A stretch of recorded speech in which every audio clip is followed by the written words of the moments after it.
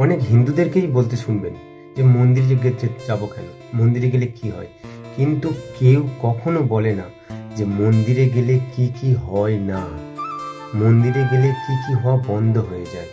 আমি বলছি আপনি একবার মন্দিরে যান, যারা মন্দিরে যান না তারা ভগবানের সামনে একবার 2 হাত জোর করুন, জোর করে এবার ভগবানের দিকে তাকিয়ে বলুন, এবার মনে মনে ভাবুন তো ওই সময় কি কাউকে তুমি ধোকা দিতে পারবে, কাউকে গালাগালি দিতে পারবে, কারো ক্ষতি করার চেষ্টা করতে পারবে? আপনি শুধু বলে যাচ্ছেন যে মন্দিরে গেলে কি হয়।